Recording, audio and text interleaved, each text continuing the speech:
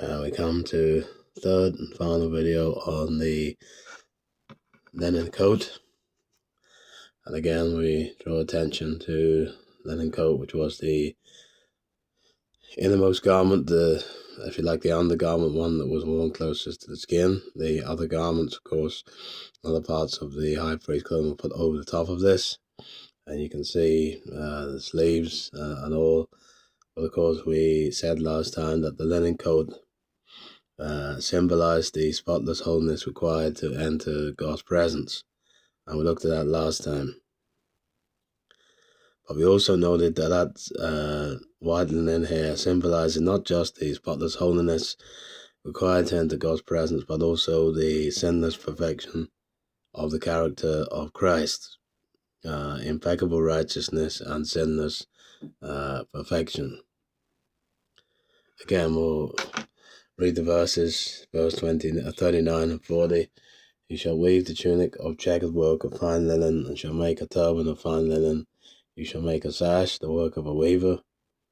For Aaron's sons you shall make tunics. You shall also make sashes for them. You shall make caps for them for glory and for beauty. So in our last two videos, we had looked at the people or groups of people that testified to the sinless perfection of Christ.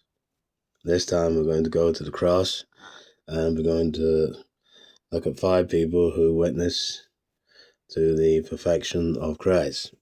We start first of all with Pilate's wife, Matthew chapter 27, verse 19. This is what we read. Of course, Pilate's wife had a dream, and of course then she goes to Pilate, and she says to him this: "Have nothing to do with this righteous man.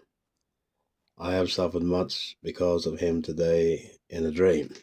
It's almost like a short statement given by Matthew to show us that Pilate's wife had discernment of the perfect character of Christ.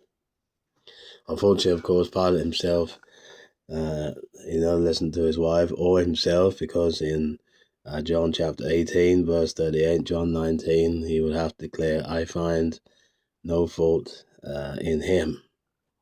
And of course, the irony is that Pilate knew he was innocent, and yet he was able to testify to the Jews, of course, there was no fault in him, but that was also true of his character as well.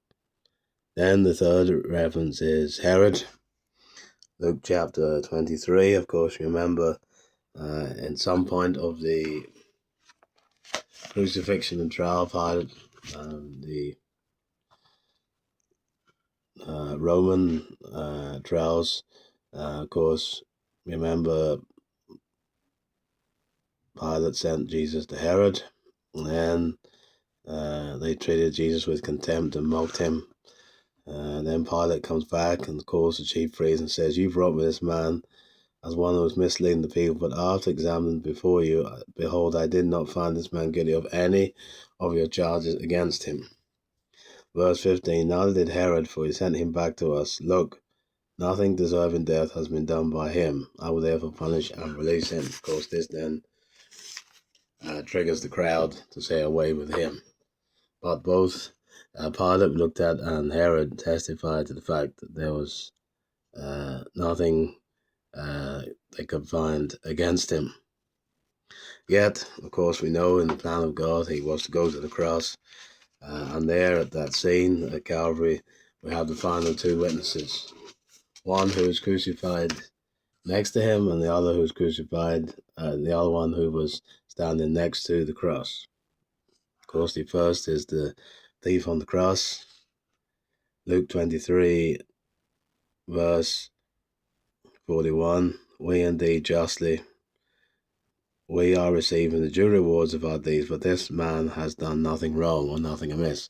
Never anything wrong, and the thief realized that Jesus was innocent, and there was something different about him, because he will go on to say, "Remember me when you come into your kingdom."